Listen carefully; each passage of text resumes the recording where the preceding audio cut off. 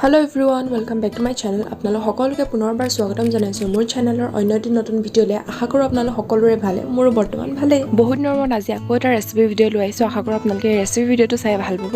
আজিৰ ৰেচিপি ভিডিঅ'টোৰ নাম হৈছে মাসালা ওটছ ৰেচিপি, যেটো মই ডেইলি বেচিছত ঘৰত প্ৰায় বনাওঁ। ইয়াৰ কাৰণে আমাক লাগিব বিলাহী, পিয়াজ, আদা আৰু প্ৰয়োজন হ'লে নহৰু ইউজ কৰিব পাৰে। তাৰপৰা দা মেইন ইনগ্ৰেডিয়েন্ট ওটছ। প্ৰথমে সকলোৱে কৰাৰ দৰে কেৰাহীখন ভালদৰে গৰম কৰি ল'ম আৰু তাতে তেলখিনি ভালদৰে গৰম কৰি ল'ম।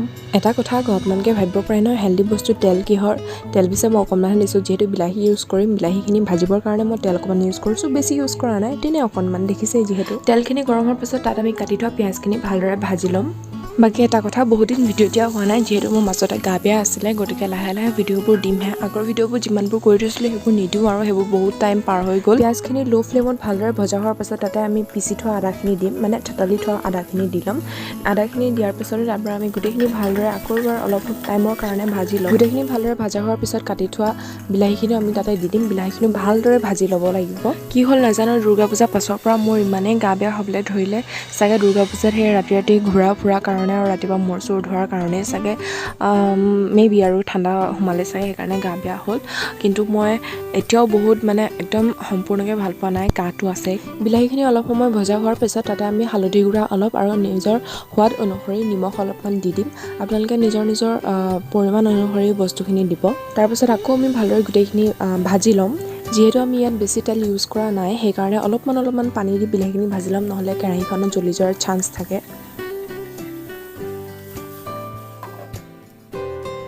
বিলাহীখিনি ভালদৰে ভজা হোৱাৰ পিছত তাতে আমি ওটছ দিম।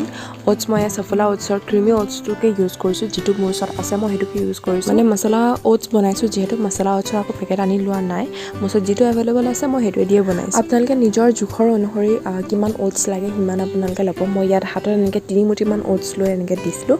তাৰপৰা ভালদৰে গোটেইখিনি বিলাহীৰ লগত মিলাই ল'ব। বিলাহীৰ হেৰিটো যিহেতু ৰেডি হৈয়ে আছে, গতিকে মই গোটেইখিনি ভালদৰে মিলাই ল'লোঁ। ওটছখিনি বিলাহীৰ হেৰিয়াৰ লগত মিলাই হোৱাৰ পিছত তাতে আমি পানী অলপমান দি গোটেইখিনি ভালদৰে আৰু সিজাই ল'ম। বাকী প্ৰচেছটো ইমানলৈকে আছিলে, বেছি একো ইয়াত তামঝাম কৰিবলগীয়া একো নাই। আপোনালোকে নিজৰ সোৱাদ অনুসৰি মছলা দিব পাৰে, বাট মই ইয়াত বেছি মছলা ইউজ কৰা নাই। মই চাগে জিৰা গুড়া আৰু অলপমান গৰম মছলা ইউজ কৰিছিলোঁ।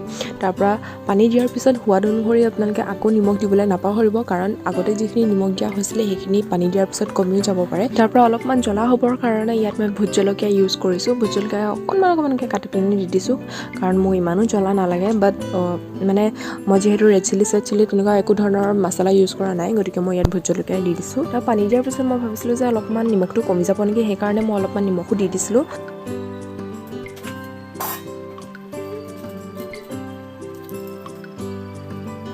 লাষ্টত মই অকণমান গৰম মছলা দিছোঁ। গৰম মছলা দিয়া হোৱাৰ পিছত গোটেইখিনি ভালদৰে মিলাই ল'ব। তাৰপৰা 5-10 মিনিটমান আপোনালোকে চিমত ৰাখি বস্তুখিনি সিজিবলৈ দিব।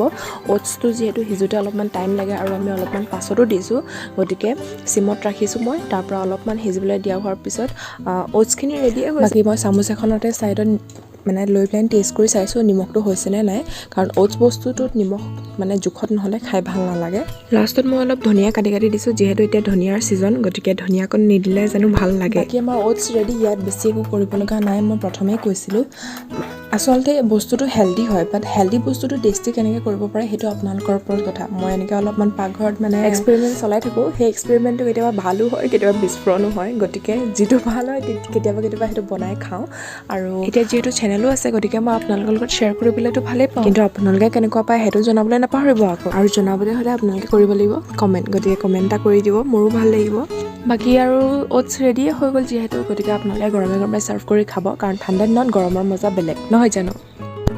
গতিকে আজিৰ ভিডিঅ'টো ইমানতে শেষ কৰিছোঁ। আশা কৰোঁ আপোনালোকে ভিডিঅ'টো চাই ভাল পালে যদি লাইক কৰিব, শ্বেয়াৰ কৰিব, কমেণ্ট কৰিব আৰু চেনেলটো ছাবস্ক্ৰাইব কৰিবলৈ নাপাহৰিব। গতিকে আজিলৈ আহিছোঁ, পুনৰ এটা নতুন ভিডিঅ'ত লগ পাম। Bye bye.